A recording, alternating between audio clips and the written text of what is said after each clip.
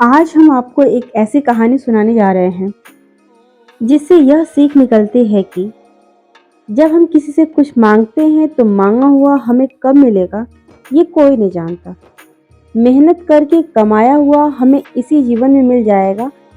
इसलिए हमें दूसरों से मांगना छोड़ना चाहिए और अपनी मेहनत पर ध्यान देना चाहिए। वरना जब हम किसी से मांगते हैं तो उस मांगे हुए के चक्कर में अपनी लाइफ का वो एक पल भी हम बर्बाद कर देंगे।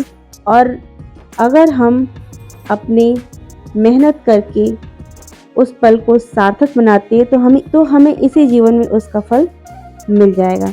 इसलिए हमें मांगना छोड़ना चाहिए और अपनी मेहनत पर ध्यान देना चाहिए।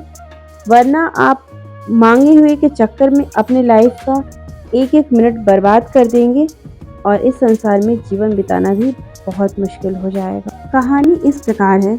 बहुत समय पहले की बात है।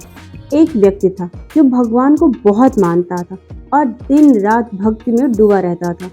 एक दिन वह भगवान के दर्शन करने के लिए एक बड़े पहाड़ पर चढ़ा। बहुत ऊंचाई पर पहुंचकर उसने पूजा करना शुरू कर दिया और बोला, भगवान, मैं जानता हूँ कि आप यही निवास करते हैं, कृपा करके मुझे अपना दर्शन दो। उसकी भक्ति से खुश होकर भगवान ने उसे अपना दर्शन दिया तो वह भक्त बहुत खुश हो गया। भगवान को देखकर उस भक्त ने एक सवाल पूछा कि भगवान, आपके लिए दिन, महीनों और सालों की वैल्यू क्या है? तो भगवान मुस्कुराए और बोले, बस एक मिनट। फिर उस भक्त ने पूछा कि भगवान, आपके लिए हजारों, लाखों, करोड़ों रुपयों की वैल्यू क्या है?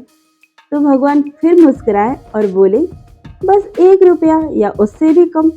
फिर वो भक्त बोला, भगवान, मैं यहाँ तक आया हूँ तो बस आप इतनी कृपा करके बस आप मुझे 1 रुपया दे दीजिए। तो भगवान फिर मुस्कुराए और बोले, ठीक है, बस 1 मिनट रुको। कहानी यहाँ पर समाप्त होती है।